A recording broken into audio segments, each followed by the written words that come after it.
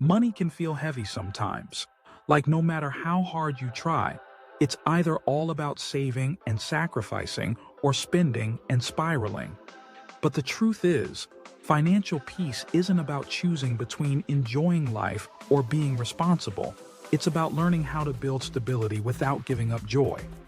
In this video, I want to share 7 simple, realistic financial life hacks that have helped me feel more in control of my money and less stressed at the end of every month. Let's start with one of the most powerful tricks I've ever used: automating savings and making it invisible. Instead of waiting to see what's left at the end of the month, I set up an automatic transfer the moment I get paid, just 5 to 10%, into a separate savings account I don't check often. Over time, I stop seeing that money as spendable, and I adjust my lifestyle around what's left. It's like paying your future self first. And here's a bonus: rename your savings account something meaningful. Emergency fund feels responsible, sure, but Freedom Fund or Italy 2026 feels inspiring. The second hack is what I call the 24-hour rule for non-essential spending. If I see something I want to buy, and it's not urgent or essential, I wait 24 hours. No impulse buys, no cart checkouts in the heat of the moment. If I still want it the next day, I consider it. Most of the time, though, the urge passes. And what I've saved through that pause? It's more than I expected. Here's another one that changes how you think about value: the cost per use rule. Before I buy anything, I ask myself how many times I'll actually use it, then divide the price by that number. A $200 jacket I'll wear 100 times? That's $2 per wear. A smart investment: a $150 kitchen gadget I'll use once a year? That's a distraction. Cost per use helps me buy better, not just more. Now let's talk about joy, because budgeting without joy doesn't work. That's why I always recommend having a fun fund. Money set aside every month, guilt-free, for coffee dates, movies, hobbies, takeout, or little pleasures.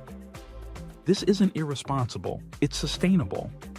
When joy is built into your budget, you don't end up overspending from frustration or burnout. Hack number 5: keep your money tracking simple. Some people love budgeting apps, but honestly, if it's too complicated, you won't stick with it. I use a basic spreadsheet. Just 4 columns: income, fixed expenses, goals, and daily spending. Updated weekly. That's it. And if you prefer apps, use one that feels lightweight and intuitive, something you want to open, not avoid. Now here's a little trick for online shoppers: create one small barrier between you and your purchases. This could mean removing saved card info from your browser or keeping your card out of reach during the work week. That 30-second delay between "I want this" and "I bought this" is often just enough to interrupt the impulse. It's a quiet way to take back control. And the last one that gave me a whole new mindset, is to track your net worth, not just your spending. Yes, knowing where your money goes matters, but your net worth, your assets minus your debts, tells you the bigger story. Even when your day-to-day spending feels unpredictable, watching your overall financial position grow gives you a sense of momentum and purpose.